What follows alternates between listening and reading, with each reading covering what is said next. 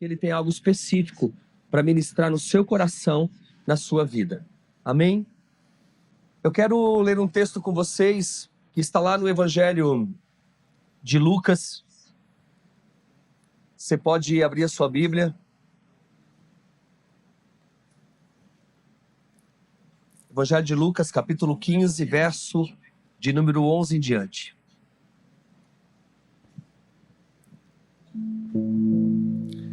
Quem achou, diga amém. Quem não achou, diga eu vou achar.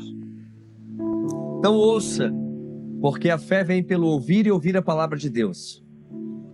Estou com a voz um pouquinho rouca porque eu venho de algumas tours no Brasil. Eu estive agora em São Paulo, São José do Rio Preto. Eu sei que tem 60 casais. Pessoal de São José do Rio Preto aí. Lá do meu amigo Bispo Alex e a Bispa Geisa. Pensa num casal que eu amo. É muito fácil amar aquele casal. Sou apaixonado por eles. São meus amigos pessoais. Eu falei para ele agora que eu estive lá. Eu disse: Alex, cara, tu precisas tirar um tempo para passar uns dias comigo. Porque, cara, eu te considero tanto. Eu quero estar perto de você. Como é bom você ter pessoas que são agradáveis, pessoas de Deus. E eu louvo a Deus pelo pastor que ele é, pela pastora que a Geisa é. Eles são incríveis.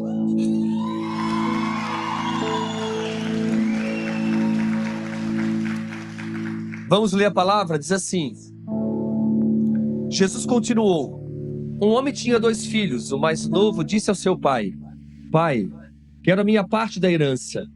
Assim ele repartiu sua propriedade entre eles. Não muito tempo depois, o filho mais novo reuniu tudo o que tinha e foi para uma região distante. E lá desperdiçou os seus bens vivendo irresponsavelmente. Depois de ter gasto tudo, houve uma grande fome em toda aquela região e ele começou a passar necessidade. Por isso foi empregar-se com um dos cidadãos daquela região, que o mandou para o seu campo a fim de cuidar de porcos. Ele desejava encher o estômago com as vagens de alfarrobeira que os porcos comiam, mas ninguém lhe dava nada. Caindo em si, diga comigo, caindo em si. Ele disse: quantos empregados de meu pai têm comida de sobra, e eu aqui morrendo de fome? Eu me porei a caminho e voltarei para meu pai, e lhe direi: Pai, pequei contra o céu e contra ti. Não sou mais digno de ser chamado teu filho. Trata-me como um dos teus empregados. A seguir, levantou-se e foi para o seu pai. Estando ainda longe, seu pai o viu e, cheio de compaixão, diga comigo, cheio de compaixão, correu para o seu filho e o abraçou e beijou. O filho lhe disse: Pai, pequei contra o céu e contra ti. Não sou mais digno de ser chamado teu filho. Mas o pai disse aos seus servos: Depressa, depressa, tragam a melhor roupa e vistam nele. Coloquem um anel em seu dedo e calçados em seus pés. Tragam um novilho gordo e matem-no. Vamos fazer uma festa e comemorar. Pois este meu filho estava morto e voltou à vida. Estava perdido e foi achado. E começaram a festejar. Olhe para mim. Sabe, esse pai era um pai amoroso. Era um pai presente na vida dos filhos. Era aquele pai que fazia de tudo. Aquele pai babão, se é que eu posso dizer assim. Mas um filho, de uma hora para outra, decide sair de casa. Ele simplesmente acredita em algumas mentiras. Quais mentiras, pastor? Ele acredita que é melhor viver longe da presença do pai. É melhor viver longe da casa do pai. É melhor seguir o seu caminho. Então ele chega para o pai e ele diz: olha, pai, eu estou indo embora.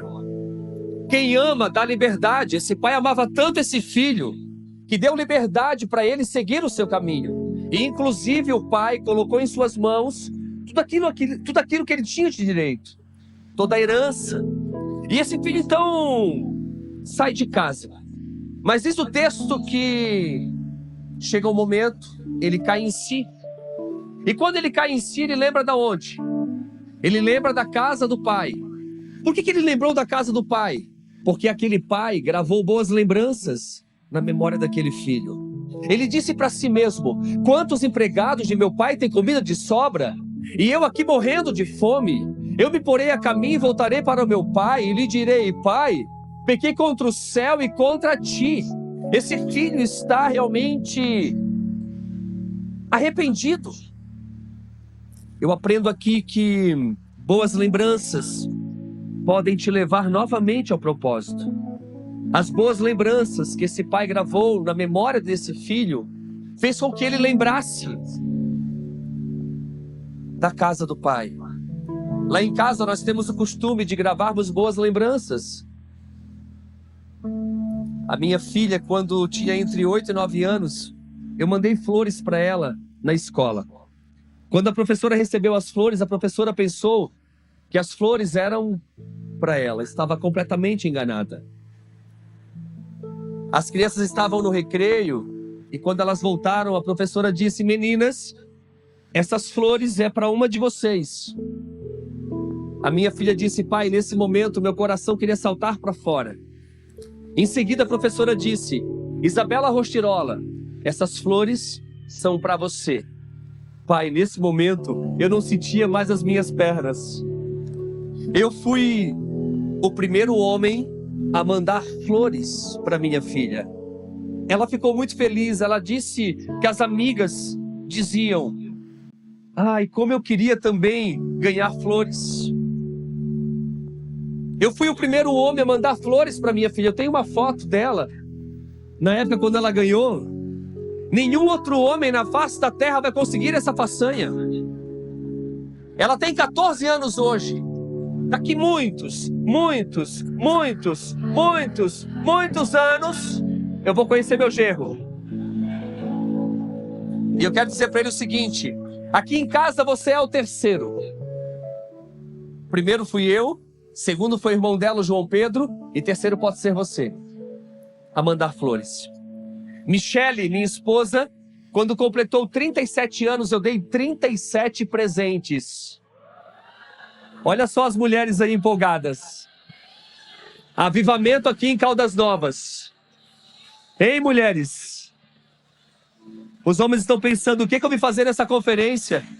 Ouvi esse pastor que em menos de 10 minutos está me gerando uma despesa enorme.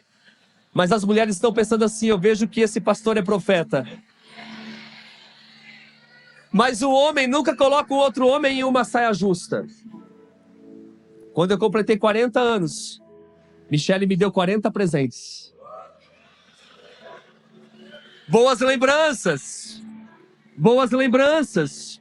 Esse filho volta para casa e quando ele está diante do pai, ele diz: pai, pequei contra o céu e contra ti. Ele está completamente arrependido. Ei, o arrependimento te lança novamente ao propósito também.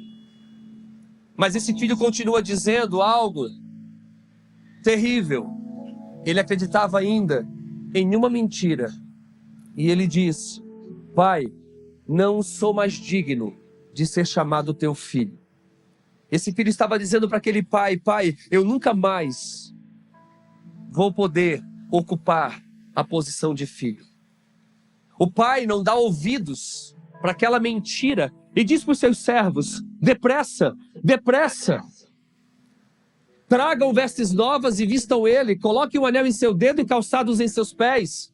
Matem-no, um novilho gordo, e vamos fazer uma festa e comemorar, pois este meu filho estava morto e voltou à vida, estava perdido e foi achado, e começaram a festejar.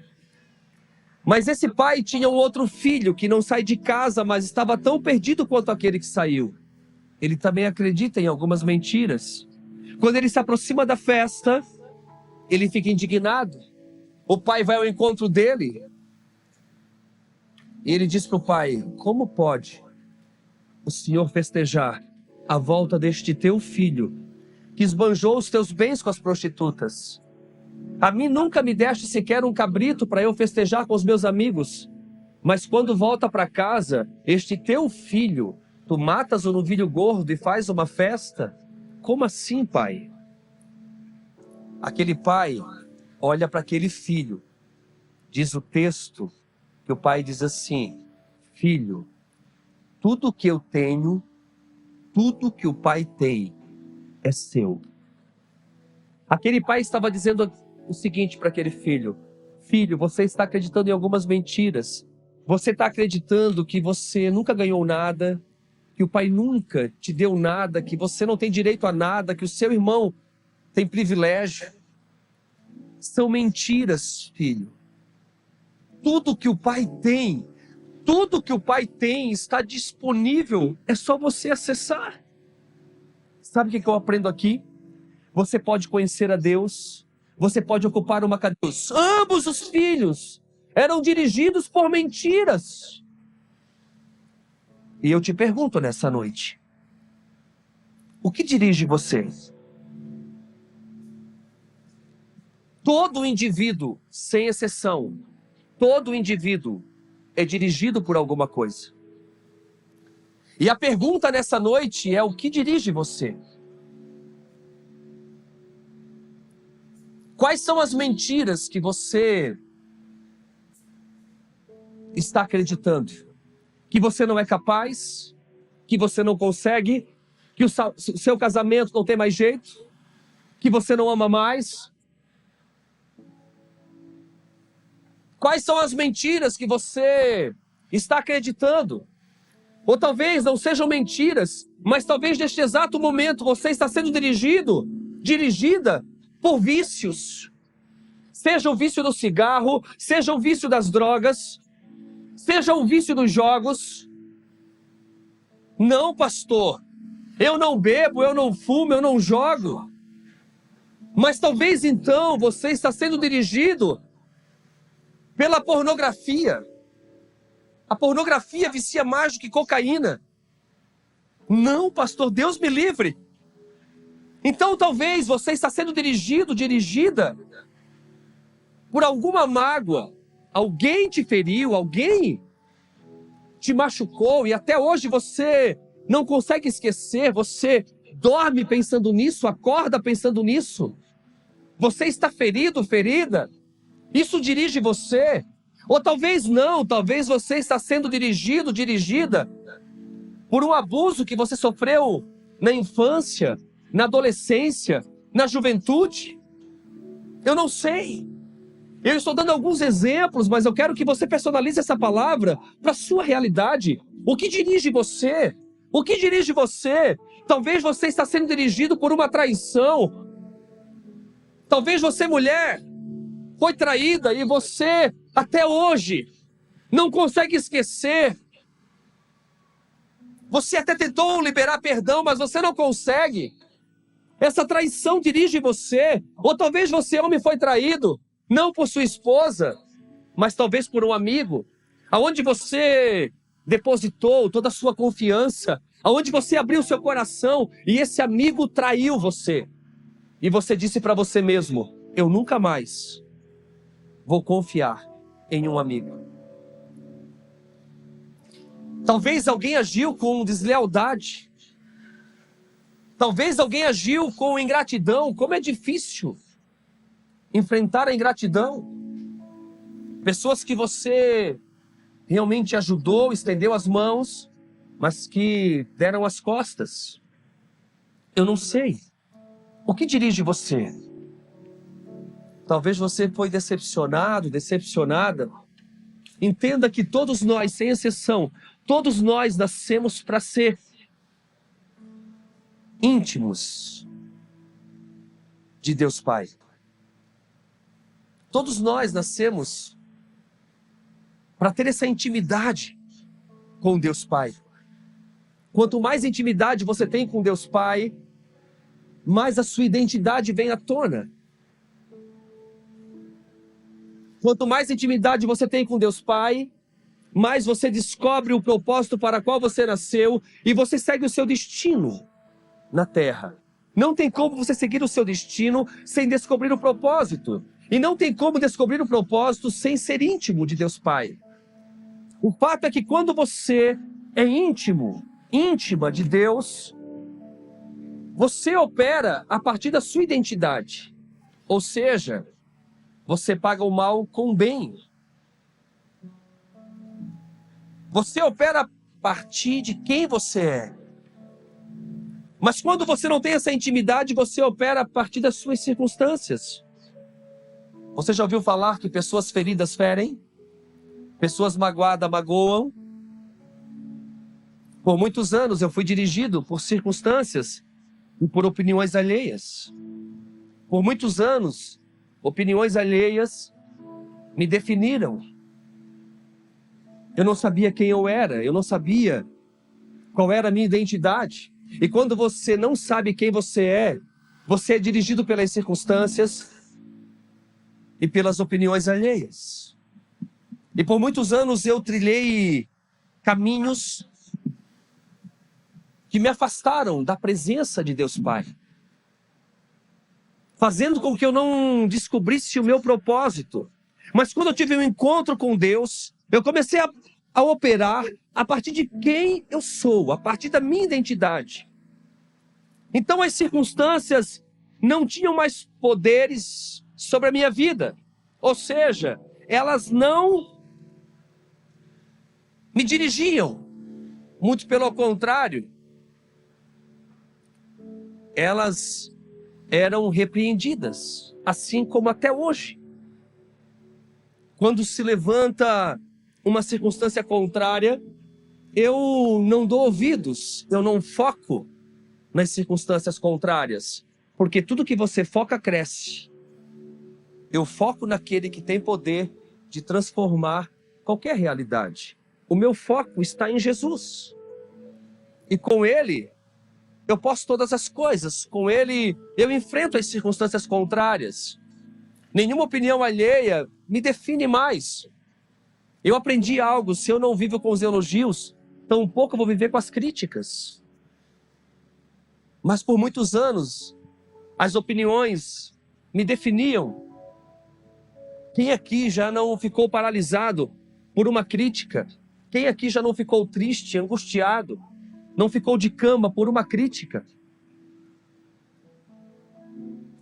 Quando não sabemos quem nós somos, as críticas nos paralisam. Mas entenda uma coisa nessa noite: todos nós temos um propósito. Deus nos criou para um propósito. Sem um significado, a vida não tem relevância, não tem esperança. Então você precisa decidir ser guiado pelas circunstâncias ou ser guiado pelo propósito para o qual você nasceu. Ser dirigido por propósito parte do princípio de saber quem você é. Ou seja, resolver o problema que está no seu coração. E qual é o maior problema que está no seu coração? Não são as contas para pagar amanhã.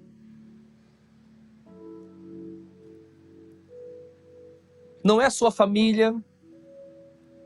Não é o seu emprego. Não é a sua cidade. Não, não, não. O maior problema da humanidade chama-se orfandade. Esse é o maior problema da humanidade. Você não pode ir muito longe se você não tiver a sua identidade bem resolvida. É aquilo que eu falei. Descobrir sua identidade faz você operar a partir de quem você é e não a partir das suas circunstâncias. Então, até que você saiba quem você é, você jamais poderá cumprir o seu propósito. Pastor, eu não sei quem eu sou. E quando você não sabe quem você não é um bom pai, você não é um bom esposo, você não é um bom filho.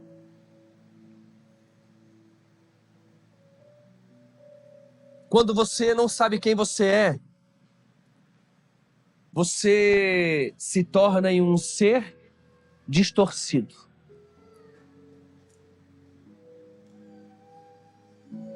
Você perde o controle muito fácil. Você acaba tomando decisões precipitadas.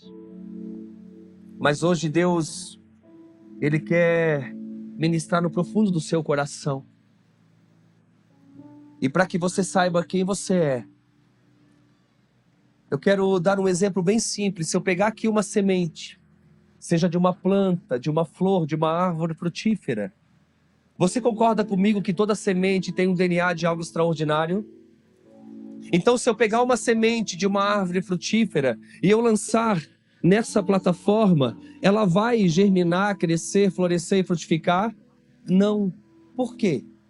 Porque ela não foi criada para estar aqui. Mas se eu pegar a mesma semente e eu lançar em terra fértil, ela vai germinar, crescer, florescer e frutificar. Uma semente dá quantos frutos? Centenas e milhares. Se uma semente tem o DNA de algo extraordinário, imagine você, que foi criado à imagem e semelhança de Deus. Eu quero te lembrar nessa noite, você tem o DNA de Deus Pai plantado em você, com todas as possibilidades de fazer grandes coisas. Então, por que se diminuir? Por que dizer que você não consegue? Por que dizer que você não será alguém realizado? Por que acreditar em mentiras? Por que permitir que as circunstâncias venham te dirigir? Por quê? Você tem o DNA do Pai plantado em você, com todas as possibilidades de fazer grandes coisas. Mas muitas vezes a falta de paternidade, a falta de intimidade com Deus, gera dúvidas nas pessoas. Por isso há tanta gente perdida, questionando certas coisas que lhes sobrevêm. Entenda uma coisa nessa noite: a morte é mais universal que a vida. Todo mundo morre, mas nem todo mundo vive. Tem muita gente sobrevivendo, tem muita gente empurrando com a barriga. Deus te trouxe aqui para realmente transformar a sua realidade. Deus te trouxe aqui para transformar o seu casamento, a sua família. Você nunca mais será o mesmo, a mesma, para a glória daquele que reina e vive para sempre. Entenda o que o Senhor está falando nessa noite. Tudo que Ele quer é que você se renda. Tudo que Ele quer é que você realmente se posicione. Assim como uma semente fora da terra não pode germinar, crescer, florescer e frutificar, você fora da presença de Deus não pode cumprir o seu propósito. Todos os caminhos nos levam a Deus. Basta você ser bom, basta você fazer boas obras. Não. Só existe um caminho que te leva a Deus.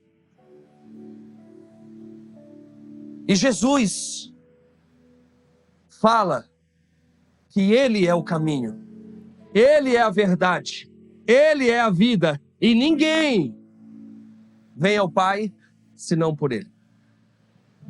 É tempo de você se posicionar. É tempo de você entender.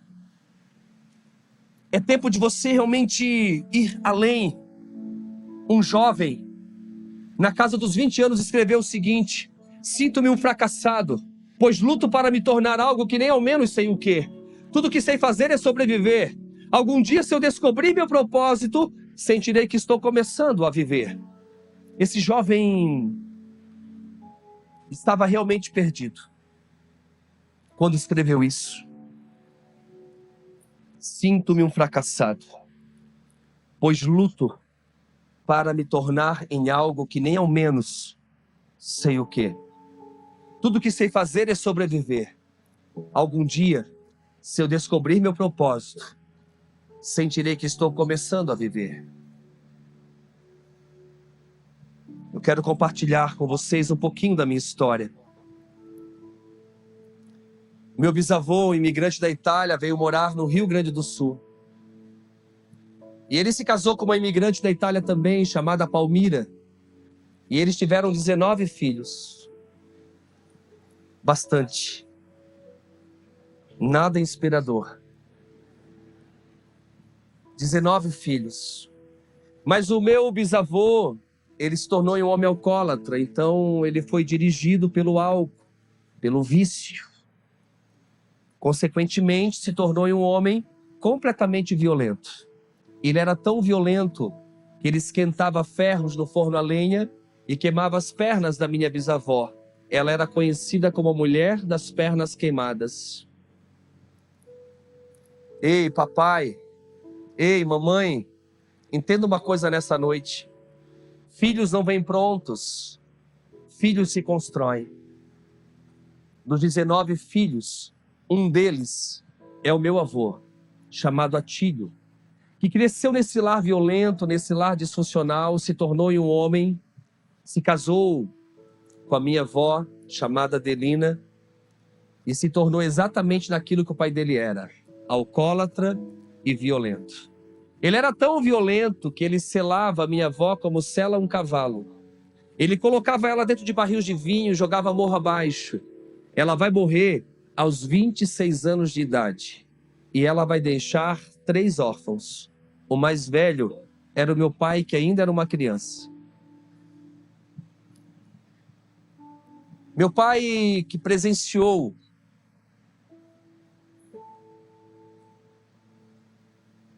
muitas brigas, presenciou o vício do pai, cresceu, se tornou um homem, se casou com uma mulher lindíssima chamada Edith, minha mãe. Minha mãe tem quase 80 anos, ela é linda de morrer. E o meu pai se tornou exatamente naquilo que o pai dele era, exatamente naquilo que o avô dele era, alcoólatra e violento. Meu pai era tão violento que ele desfigurava o rosto da minha mãe. Minha mãe não pode voltar para a casa dos pais, porque o meu pai a ameaça dizendo: se você voltar, eu te mato. Então minha mãe tem que permanecer nesse casamento completamente violento, nesse lar disfuncional. Minha mãe está desesperada porque era tratada como uma princesa e agora está apanhando todos os dias. E meu pai batia com força. Mas chega um dia, meu pai diz para minha mãe assim: Edith, se você engravidar, eu prometo que eu deixo de beber.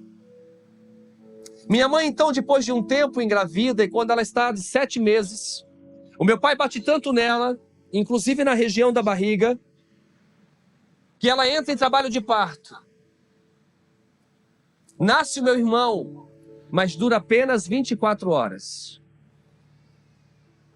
Agora minha mãe está com o filho morto nos braços, desesperada, porque era o filho da esperança. O filho que mudaria o seu casamento, o filho que mudaria a sua vida. Está morto. Minha mãe tem que enterrar. Minha mãe realmente fica desesperada. Mas o meu pai continua dizendo: Edith, se você engravidar, eu prometo que eu deixo de beber. Então, minha mãe, depois de um tempo, decide engravidar novamente. E quando ela está grávida de 8 meses, o meu pai bate tanto nela que ela ficou completamente desfigurada. Minha mãe disse que por semanas ela teve que se alimentar por canudinhos. E se não bastasse, ele jogou 2 baldes de água fria em cima dela e fez ela dormir molhada. Nós moramos no sul, é frio. Minha mãe teve que dormir molhada. Pela manhã ela estava entrando em trabalho de parto, que durou 8 dias. E no 8º dia nasceu meu irmão. Mas meu irmão nasceu com muitos problemas por conta de uma gestação realmente terrível, violenta. Então meu irmão teve que ficar hospitalizado por algumas semanas. Mas um certo dia, o meu irmão ganhou alta e foi para casa. Meu irmão vinha crescendo 1 mês, 2 meses, 3 meses, 4 meses. Em uma noite, minha mãe deu de mamar, colocou no berço e, para surpresa dela, de manhã, quando ela foi pegar ele estava morto.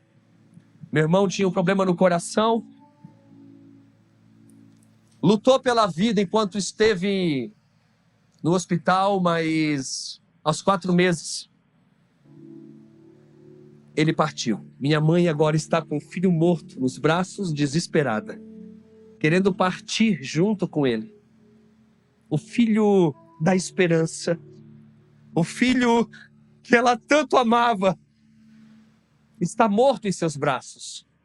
Naquela época, o velório era feito em casa e o caixão também era produzido no quintal de casa.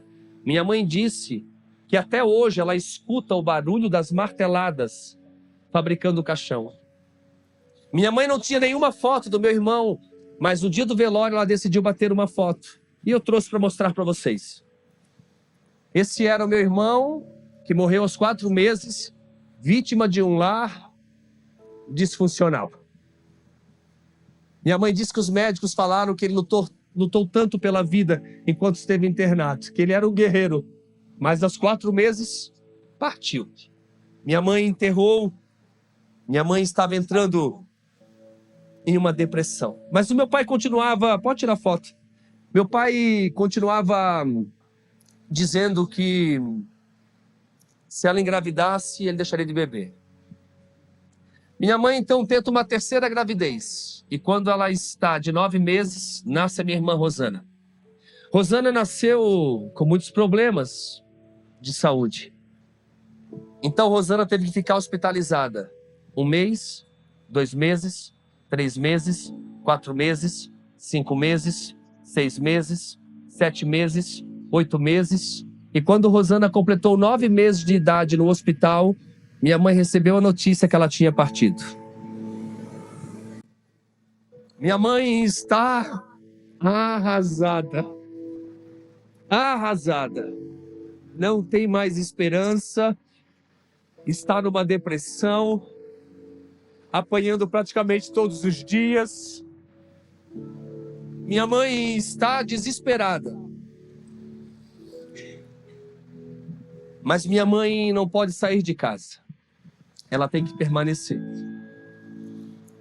Mas um certo dia o meu pai olha para minha mãe e diz assim: Dite, se você engravidar de um filho homem, eu prometo que eu deixo de beber. Meu pai falou com tanta convicção que minha mãe acreditou, então minha mãe tentou uma 4ª gravidez. E para surpresa dela, no dia do nascimento, nasceu uma menina, nasceu a minha irmã Cristiane. Minha mãe,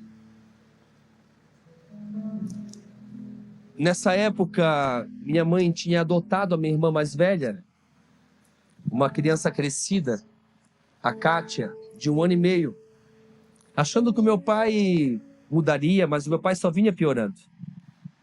E quando o meu pai disse que se ela engravidasse de um filho homem, ele deixaria de beber, ela acreditou, então por isso que ela tentou uma 4ª gravidez.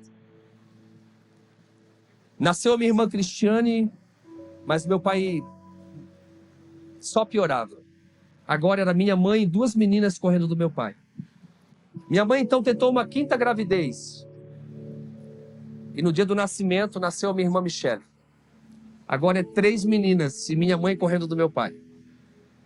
E por um acidente, segundo minha mãe, ela engravidou de mim. Quando minha mãe disse que eu fui um acidente, eu já era um jovem, eu já conhecia Deus. E eu disse para ela o seguinte: mãe, eu não sou um acidente. Antes que eu chegasse no ventre da senhora, Deus já tinha me projetado. Eu quero dizer para você nessa noite, se algum dia você ouviu dos seus pais que você não foi projetado, que você não foi sonhado, que você realmente não foi planejado, deixa eu falar algo para você nessa noite. Você é um sonho de Deus realizado. Você é um sonho de Deus realizado. Nasceu o Júnior, mas meu pai não cumpriu com o combinado. E a minha primeira surra foi aos 7 meses. Eu estava na cama com a minha mãe, era frio. Estava dormindo e o meu pai chegou alcoolizado e ele disse: tira essa criança da cama. Minha mãe tentou argumentar para que deixasse eu dormir no meio deles, mas não deu tempo. Ele tirou a cinta e ele me deu uma surra. Me jogou no berço e impediu minha mãe de me pegar no colo. Então minha mãe disse que eu chorei a madrugada toda. Amanheceu, eu ainda soluçava. E ela só pôde me pegar no colo quando meu pai foi trabalhar. Minha mãe disse que eu estava todo marcado. E entrando um pouquinho na minha história, não tinha como falar do Júnior sem falar da família que eu nasci. Por eu ter nascido numa família disfuncional, onde eu nunca tive um pai presente, muito pelo contrário, um pai violento, um pai negligente. Isso me gerou muitos prejuízos, porque eu me tornei uma criança completamente deformada, se é que eu posso dizer assim. Quando chegou a época de ir para o jardim de infância, eu não consegui permanecer. Eu desenvolvi uma dor na barriga, que eu me rolava no chão, Eu fiquei até internado por alguns dias, mas os médicos nunca acharam, claro. O meu problema era completamente psicológico. Você imagina, toda vez que o pai chegava em casa, minha mãe gritava: correm, porque ele está chegando. Aí as minhas irmãs corriam na frente, porque eram maiores. E o Júnior, que era o caçula, minha mãe pegava no colo. Então, como ficar num jardim de infância onde minha mãe não estaria presente? Para uma criança é muito difícil isso. O colo da minha mãe sempre foi meu porto seguro. Então eu não consegui permanecer. Mas aos 7 anos, minha mãe me obrigou a ir para a escola. E a escola foi um ambiente muito difícil para mim. Porque na escola, por ser uma criança introvertida, uma criança calada, uma criança que só andava de cabeça baixa, eu virei o saco de pancada dos rapazes. Então eu apanhei muito na escola. Eu lembro de cenas, eu caído no chão e os rapazes me chutando, pegando a minha mochila, jogando longe. Eu tinha uma única conga, eles tiravam a minha conga, jogavam longe. Eu era ridicularizado no meio de uma multidão de alunos e eu não tinha nenhuma expressão, porque eu era completamente contra a violência. Na minha casa, nós sofríamos todos os dias. Tanto é que nós dormimos na rua durante anos. Na rua e nas casas dos vizinhos. Nossa casa era toda quebrada, a polícia ia todos os dias lá em casa. Meu pai nunca fez uma refeição em família. Muito pelo contrário. Quando ele chegava em casa, se a mesa estava posta, ele virava a mesa. Meu pai nunca me pegou no colo. Minha mãe disse que desde quando eu nasci, nenhum beijo eu ganhei do meu pai. Por exemplo, eu não sei jogar futebol. Primeiro, que meu pai nunca me ensinou. E segundo, porque as poucas vezes que eu me aproximei dos rapazes na escola para jogar, eles disseram que eu não sabia andar e que eu não sabia correr. E essas mentiras se tornaram verdades na minha vida.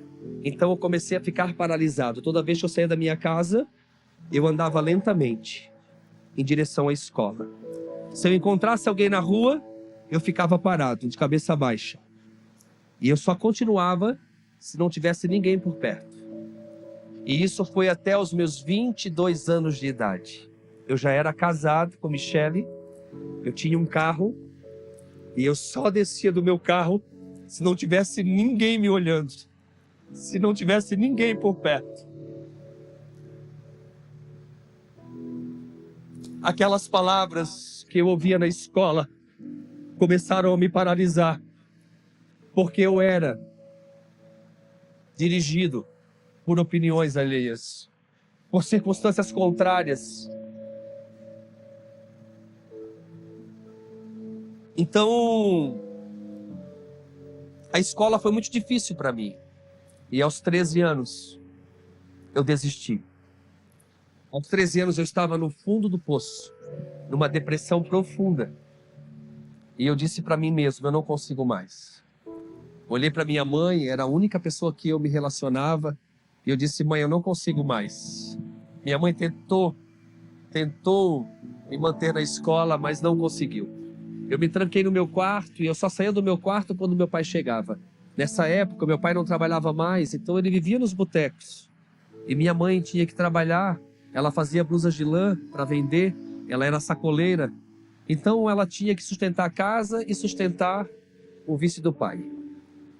Então quando o pai chegava em casa à noite, nós tínhamos que sair correndo, dormir na rua ou nas casas dos vizinhos.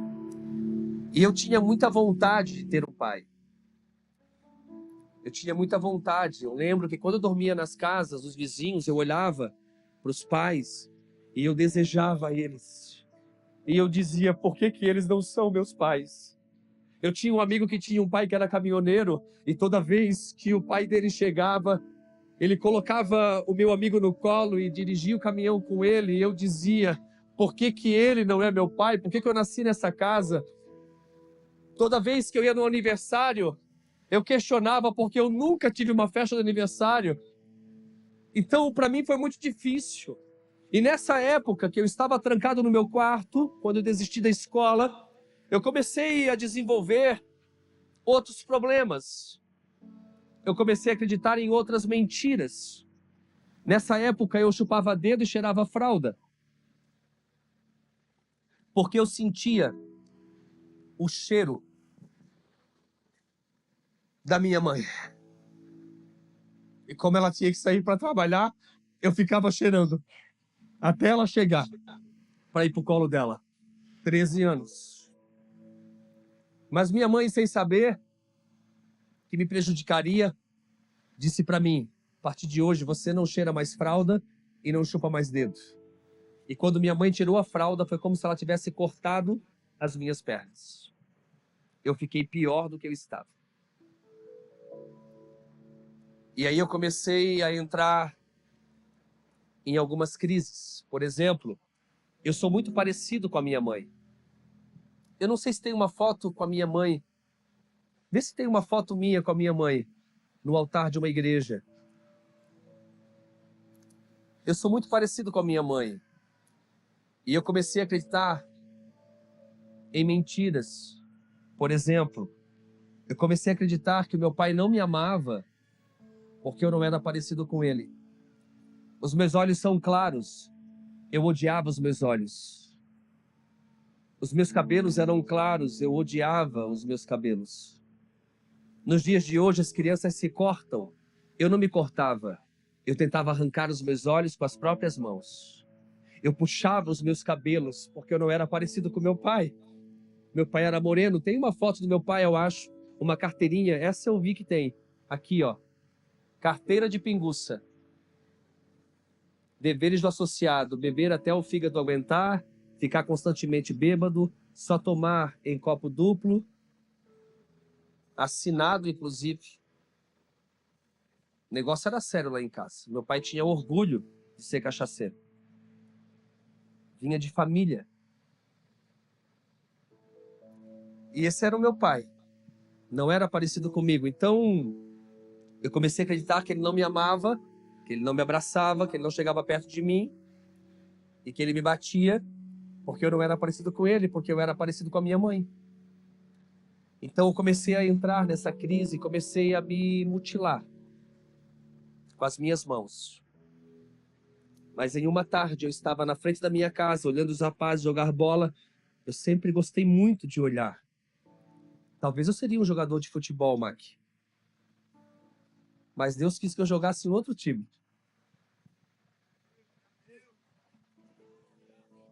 Por muitos anos eu não tive amigos. E hoje, quando eu digo que eu sou amigo do Mac, eu fico tão feliz. Porque eu considero tanto esse cara. Antes de eu ser amigo dele, eu já olhava os vídeos dele na internet e dizia: nossa, que pregador. Aqui está, no meu conceito, um dos maiores pregadores dessa geração. Se chama Mac Anderson.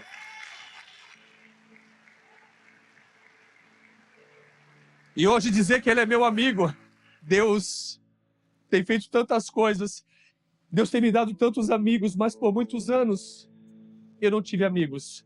Por muitos anos eu fiquei paralisado, por muitos anos eu fiquei isolado, por muitos anos eu sonhei somente com a morte. Eu desejava a morte todos os dias. Eu questionava a Deus por que eu nasci. Eu odiava Deus, eu odiava Deus.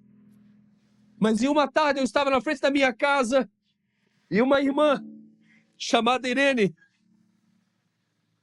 se aproximou e disse: vamos à igreja com a irmã? E naquele dia eu aceitei. E quando eu entrei na igreja, eles estavam cantando essa canção aqui, ó. Pra te adorar, ó Rei dos Reis, foi que eu nasci, ó Rei Jesus. Meu prazer é te louvar, meu prazer é estar nos átrios do Senhor. Meu prazer é viver na casa de Deus, onde flui o amor. Vamos cantar juntos pra te adorar.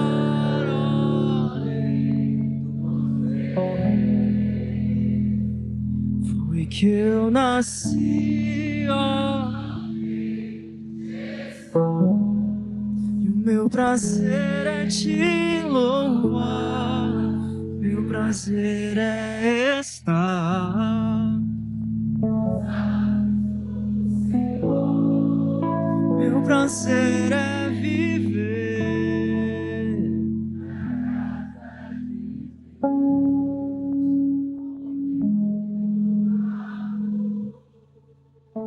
Quando eu ouvi casa de Deus, onde flui o amor, eu disse: aqui eu quero ficar.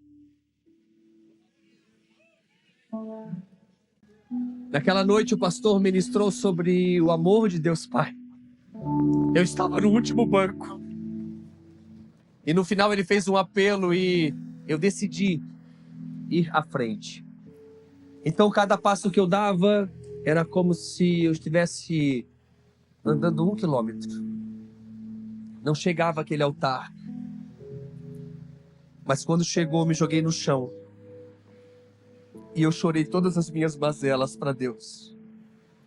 E eu disse para Deus: Deus,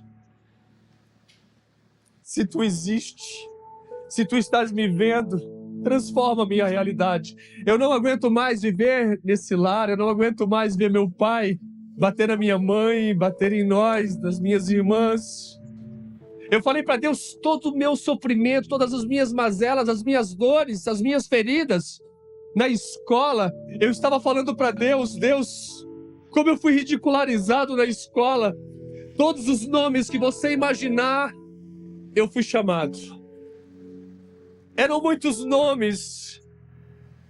E aquilo vinha na memória de uma forma terrível. E eu estava ali, abrindo meu coração para Deus. Então, durante uns 10 minutos, eu fiquei jogado no chão, chorando e brigando com Deus. Mas quando eu me coloquei de pé, eu já não era mais o mesmo. Exteriormente ainda eu era o mesmo Júnior, sequelado, paralisado. Mas interiormente, algo tinha acontecido. Eu voltei para minha casa, eu falei para minha mãe: mãe, a senhora precisa ir no lugar que eu fui. Minha mãe não deu ouvidos, porque nessa época ela tinha que cuidar da casa, trabalhar fora, e para dormir nós tínhamos que cuidar. Porque só podia dormir quando o pai não estava em casa, porque ele andava com facas na cintura para matá-la. Então minha mãe tinha uma vida difícil, então ela não deu ouvidos, mas eu continuei na igreja. Um ano depois, eu estava convidando minha mãe e minhas irmãs para irem no meu batismo. Eu estava descendo as águas do batismo. Eu trouxe uma foto para mostrar para vocês. Eu estava tão certo que aquele que começou a boa obra era fiel e justo para terminar. Eu estava iniciando uma caminhada com Deus Pai. Eu tinha encontrado um pai que nunca esteve ausente, mas que estava realmente me curando, me transformando, trazendo esperança de uma vida melhor, de dias diferentes. Eu estava convicto que eu ia transformar não somente a minha vida, mas transformar a realidade da minha família. Meses depois, o meu pai, que já estava doente, ele começou a se entrevar, e ele ficou todo torto assim. Os pés ficaram aqui na região da barriga, as mãos assim. Ele ficou no osso e na pele, no fundo de uma cama. Ele era tão ruim que minha mãe ia dar um prato de comida para ele. Quando ela dava as costas, ele dava um jeito de jogar o prato nela. Ele fazia tudo na calça. Ele passava nele, na roupa de cama, para ela limpar. E minha mãe decidiu cuidar do meu pai. Por um bom tempo. E uma tarde, meu pai chamou minha mãe, todos os filhos, e nós fomos para o quarto dele. E naquela tarde, meu pai estava diferente. Então, ele ouviu falar de Deus Pai. Ele ouviu falar de Jesus. E quando foi feito o apelo para ele, ele aceitou a Jesus. O meu pai aceitou a Jesus. Em seguida ele olhou para minha mãe e ele disse: Dite, eu quero te pedir perdão por todo o mal que eu causei durante 28 anos. E pela primeira vez eu vi meu pai chorar. Logo após ele pedir perdão, ele começou a enrolar a língua. Nós notamos que ele estava passando mal. Chamamos a ambulância veio buscar meu pai, levou para o hospital, onde ele ficou 15 dias internado. Depois de 15 dias ele voltou para casa, mas ele voltou dentro de um caixão. Meu pai morreu aos 54 anos, quando eu tinha 14 anos. Quando enterramos o meu pai, voltamos para casa, começamos a olhar a nossa casa, uma casa toda quebrada. Era uma casa muito engraçada. E eu falei para minha mãe: mãe, Deus vai nos dar uma casa nova um dia. Um ano depois, minha mãe, eu tinha um grande desafio: levar minha mãe para a igreja, minhas irmãs. E aos 15 anos, minha mãe, minhas 3 irmãs e os meus 3 cunhados estavam descendo as águas do batismo na igreja que eu pertencia. Eu estava muito feliz. Estávamos todos na igreja. Deus estava começando algo novo. E nesse mesmo ano eu disse para minha mãe: mãe, agora eu quero voltar para a escola. Já faziam 2 anos que eu estava fora da escola. Eu disse: mãe, agora eu consigo. Eu só peço para a senhora não me matricular na mesma escola que eu estudei. Eu quero uma outra escola. Eu tinha muitos traumas daquela escola. Então minha mãe me matriculou em uma outra escola. E mal eu sabia que essa outra escola seria pior do que a primeira. E eu apanhei até os meus 19 anos, Mac. Eu era um jovem já. Então todas as vezes que acabava a aula, os rapazes vinham atrás de mim me chutando, baixavam a minha calça, todo mundo ria. E eu não tinha expressão. Eu não conseguia me defender. Eu ficava calado. Mas eu tinha Deus e eu orava ao Pai. E Ele me sustentou e me deu força em todo o tempo. E aos 19 anos eu estava segurando nas mãos o meu certificado. Não sei como eu passei, nem me pergunte. Porque eu nunca fiz uma prova. Eu nunca apresentei um trabalho. Eu nunca consegui prestar atenção em uma aula. Eu não me recordo de nenhuma aula na escola. Então eu disse para mim mesmo: eu nunca mais me sentarei numa cadeira de escola.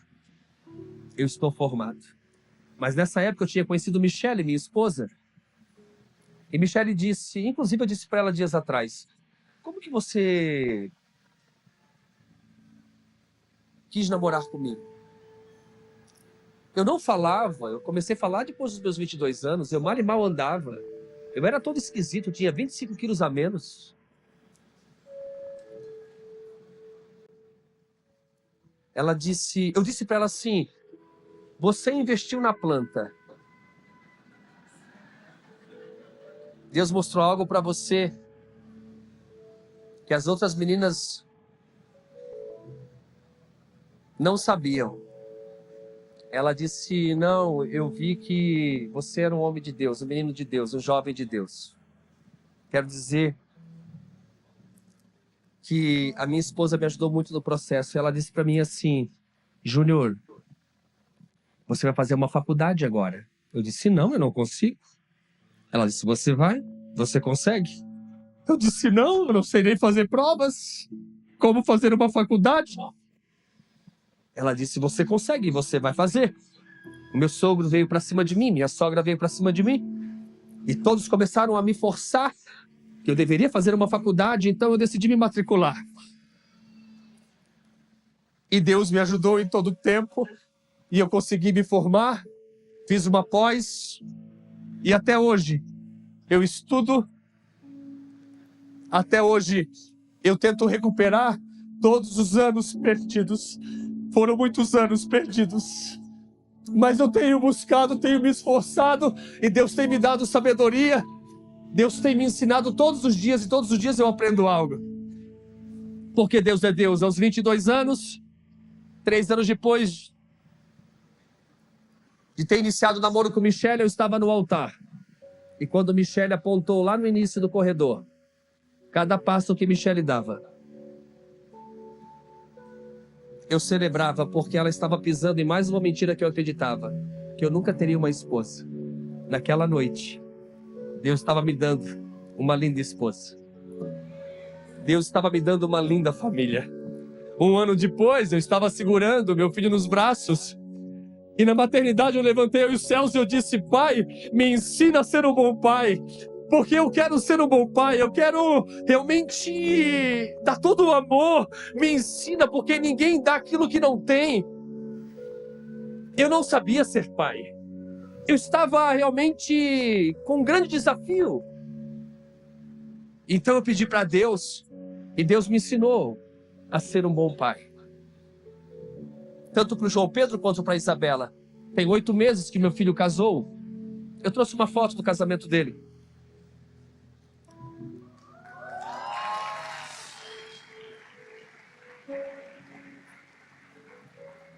Pode deixar um pouquinho essa foto. E o meu filho disse assim: pai, eu quero que o senhor celebre a minha cerimônia de casamento. Eu disse: eu não. Eu tenho muitos amigos pastores. O pai não vai conseguir. Não, o pai é o senhor. Então eu aceitei o desafio. Nós moramos em Itajaí, Santa Catarina. E o João escolheu se casar na cidade de Gramado, no Rio Grande do Sul. Ele escolheu uma vinícola, uma antiga vinícola, onde tinha uma casa antiga e um campo lindo, verde. E o casamento a céu aberto. Mas um dia antes do casamento começou uma chuva muito forte. E essa chuva se estendeu até o horário do casamento do meu filho. Estava muito frio em Gramado, chovia muito. E nós estávamos com um grande problema, porque o casamento era a céu aberto. Então,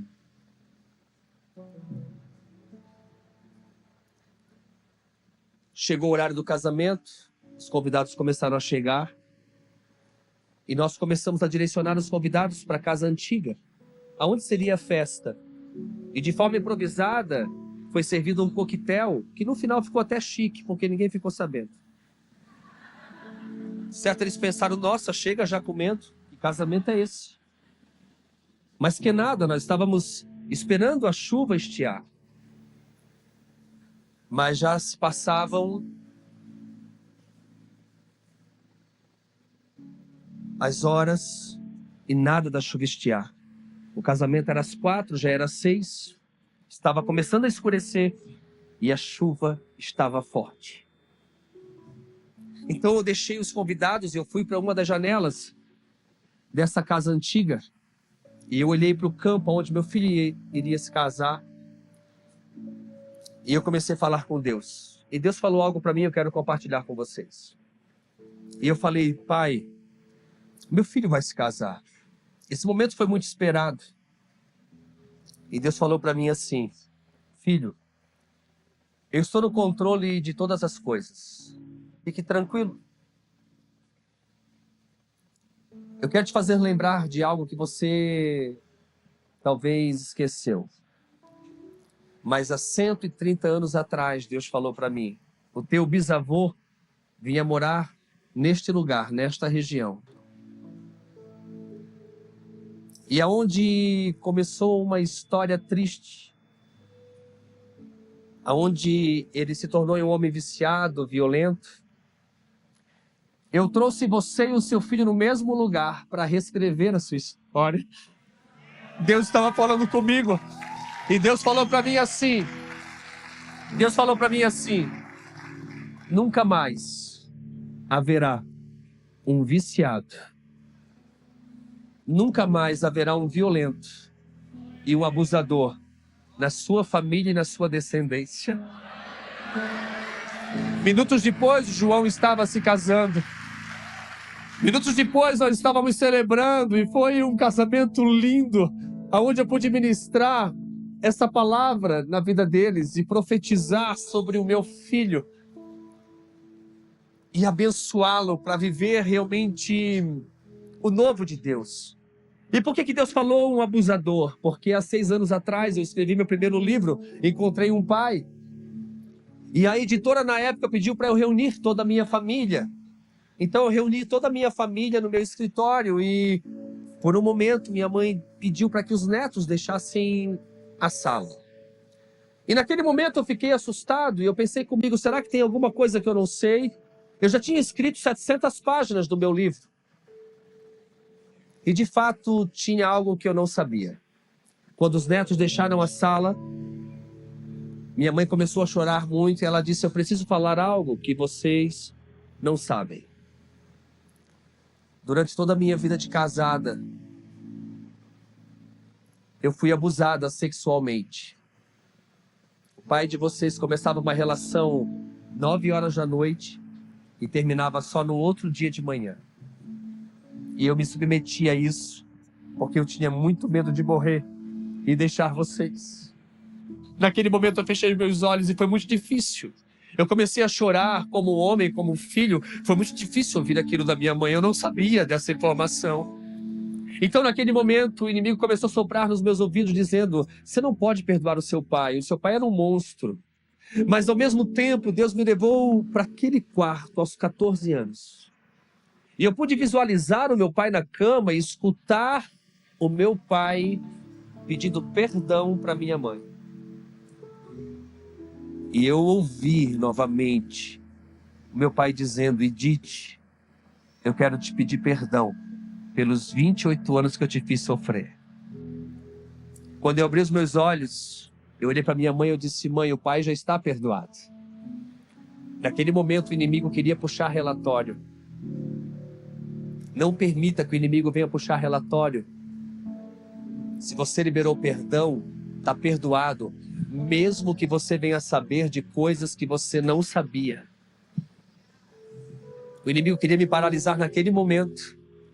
Mas Deus me levou naquele quarto para me mostrar que o meu pai estava perdoado. E quando eu abracei minha mãe, eu disse, mãe, o pai está perdoado. A minha mãe disse, sim, filho, eu só precisava compartilhar isso com vocês. Foi difícil, mas nós seguimos. O meu pai era um homem bom. O meu pai foi tão vítima quanto eu. O fato é que o meu pai operou a partir das circunstâncias. E eu operei a partir da minha identidade em Deus, de filho.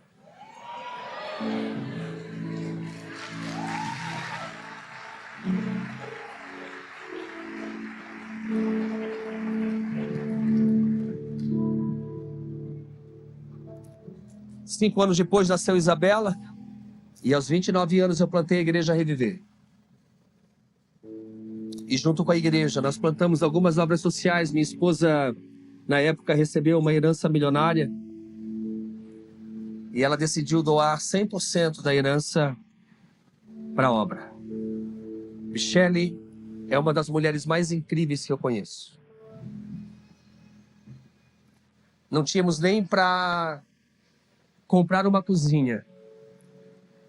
E ela com uma conta milionária. Porque o pai biológico deu tudo o que ele construiu durante toda a vida para ela. E ela disse, é tudo para a obra. Nós estamos há alguns meses de entrar na nossa casa nova. E eu pude fazer uma casa lindíssima para dar para ela. A melhor cozinha, as melhores panelas, eu comprei. Porque ela merece. Não é sobre isso, mas é quando Deus te honra a ponto de você realmente realizar algo que está no seu coração. Junto com a igreja nós plantamos algumas obras e para você entender, para resumir, para nós orarmos. Eu que fui órfão de pai vivo quando criança, hoje nós temos um orfanato de crianças de 0 a 8 anos. Mais de 3.000 crianças foram destinadas a famílias saudáveis. Eu que fui órfão de pai vivo na adolescência, hoje nós temos um orfanato de adolescentes, um abrigo de 12 a 18 anos. Eu que tive um pai viciado, hoje nós temos o Centro de Recuperação Conviver, que trabalha com mulheres viciadas em substâncias psicoativas e mulheres portadoras do vírus HIV, onde a família não quer mais. Eu cuido dessa mulher até a morte, porque eu sei o que é ter um viciado em casa. E eu sei também o valor que ele tem. Ele está ali, mas provavelmente resultado de um lar disfuncional. Se tiver alguma mulher na sua cidade, pode mandar para Itajaí, porque todo o tratamento é gratuito, porque nós pagamos a conta.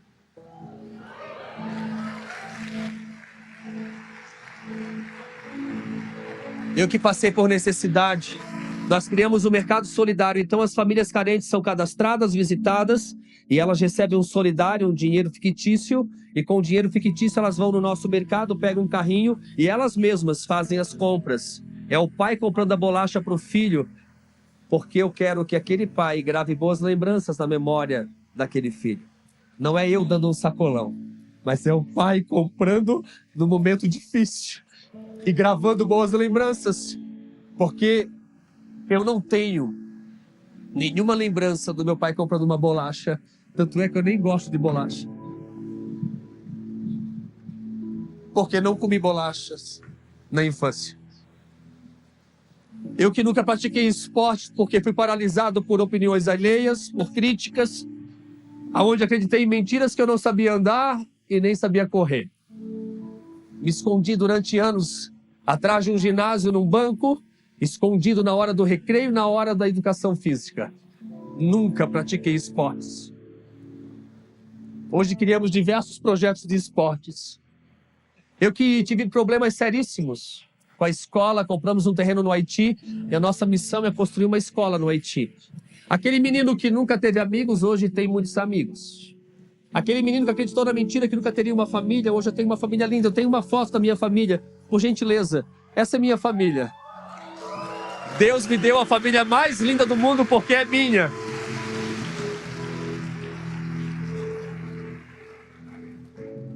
Deus é Deus para fazer infinitamente mais daquilo que pedimos ou pensamos. Aquele menino que nunca apresentou um trabalho na escola se tornou pastor. Hoje ministra para uma multidão. Hoje, se você falar que eu não sei andar, pouco me importa. Toda crítica eu entrego a Deus e todo elogio eu entrego a Deus. Nada me pertence. Eu sei quem eu sou. Se você falar que eu não sei correr, eu te provo que eu sei correr. E mesmo que você não goste, pouco me importa. Eu sei que eu sou um filho amado de Deus Pai.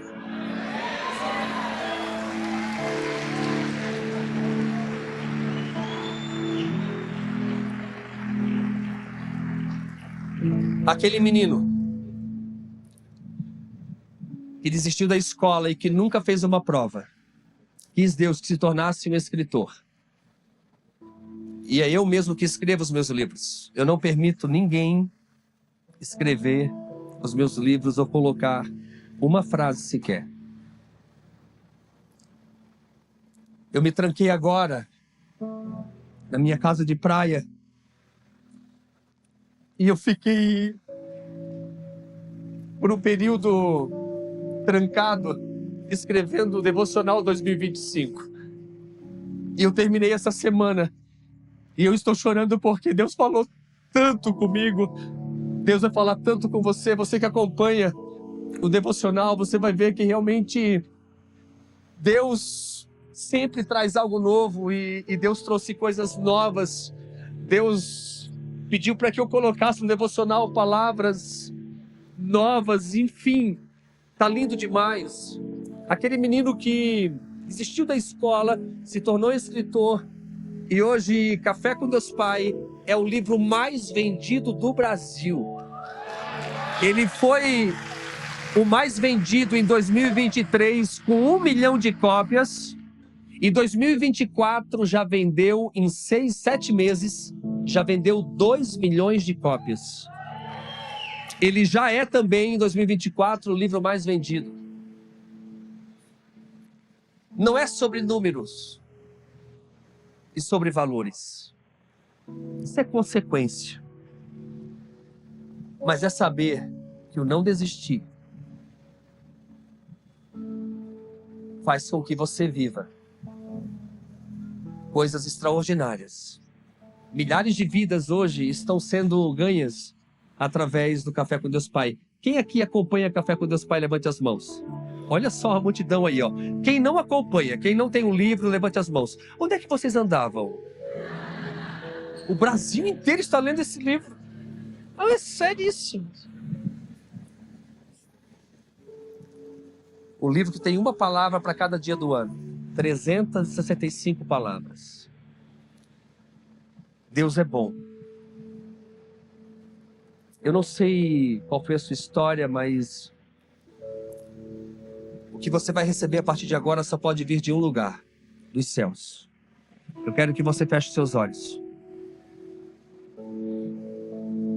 Isso, feche seus olhos.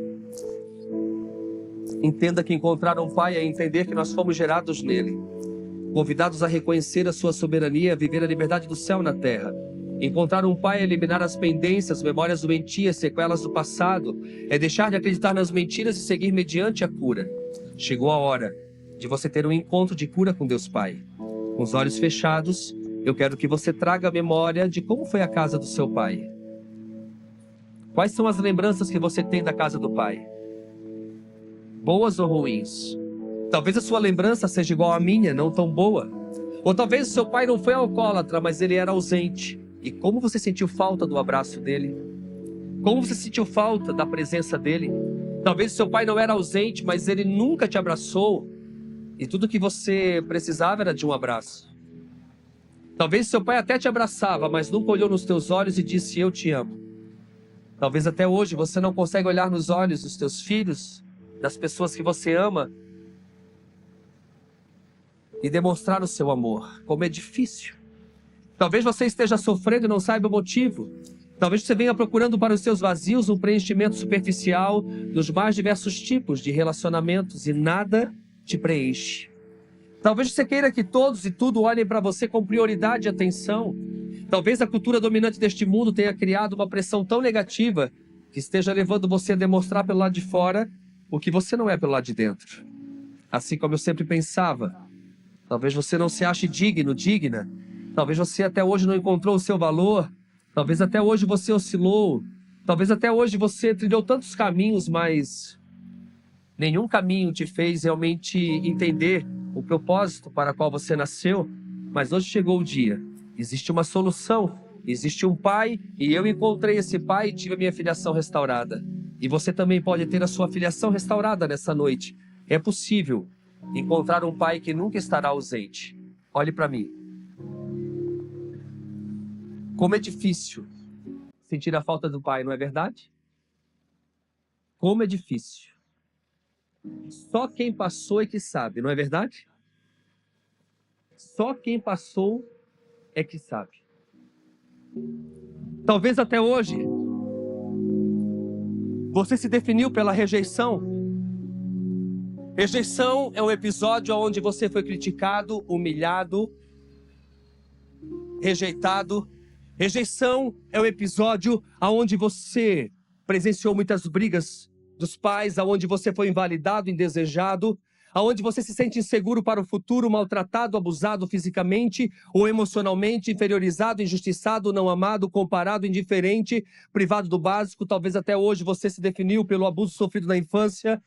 Quantas palavras, surras, abandono, tudo isso decorrente de uma rejeição que virou feridas emocionais, que se manifesta primeiramente emocionalmente, mas no decorrer da sua trajetória aqui na Terra, vai se manifestar em uma disfunção conjugal, sexual, financeira. De alguma forma você vai querer compensar as suas dores nos gastos, no sexo, na comida. Talvez você está dizendo: pastor, mas eu tive pais que não foram alcoólatras. Mas quando os pais são inexistentes, os filhos se tornam solitários.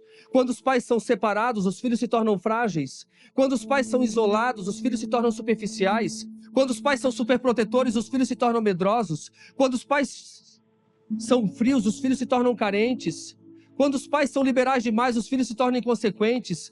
Quando os pais são consumistas, os filhos se tornam materialistas. Quando os pais são desleais, os filhos se tornam rebeldes. Quando os pais são disfuncionais, os filhos se tornam codependentes. Eu não sei onde você se encaixa, mas uma coisa eu sei. Hoje Deus me trouxe aqui para te curar, para curar a tua vida. Você nunca mais será o mesmo pai, você nunca mais será o mesmo esposo, a mesma esposa, a mesma mãe, a mesma filha, o mesmo filho. A partir de hoje, Deus muda a tua história para sempre, para sempre, para sempre. Eu quero chamar aqui os obreiros rapidamente. Eu vou fazer um ato profético e você pode vir à frente ou você pode não vir. A minha vida não muda se você vir ou não. Eu volto para Santa Catarina e a minha vida continua rompendo porque eu decidi ser curado. Mas a sua vinda aqui na frente diz muito a seu respeito. É você dizer sim para a cura. Uma pessoa só é curada quando ela realmente reconhece que ela está enferma, que ela precisa realmente de uma cura. Então não depende de Deus, não depende de mim, depende de você. Está nas suas mãos. E eu quero orar nesse momento, e aqui estão todos esses líderes, pastores, enfim, estão aqui. Até se tiverem mais, eu preciso de mais pessoas, senão vai demorar muito. Se tiver mais, vem para cá, uma turma grande. Eu preciso de muitos líderes aqui, voluntários. Venham todos então, porque o que Deus vai fazer aqui nessa noite é muito forte. Quando chegou, olhe para mim, quando chegou o caixão do meu pai, que eles abriram a tampa, nós não sabíamos que para ele vir numa posição deitado certinho, tínhamos que autorizar o hospital a cerrar as pernas e a cerrar os braços. Então ele veio todo torto, como ele foi, veio pior ainda, no amontoado de ossos. E quando eu me aproximei do caixão pela primeira vez, eu estava tocando no meu pai. Pela primeira vez, eu estava passando a mão nos cabelos do meu pai. Então eu peguei nos braços do meu pai, estavam tortos, e eu tentei abri-los, porque eu queria dar um abraço, um único abraço. Pela primeira vez eu estava do lado dele, tocando nele. Eu nunca tinha tocado no meu pai.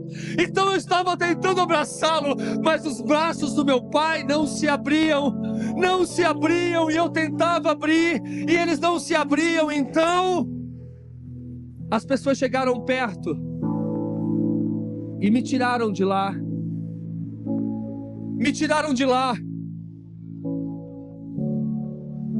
Então depois, horas depois, o caixão foi fechado e meu pai foi enterrado e eu nunca abracei.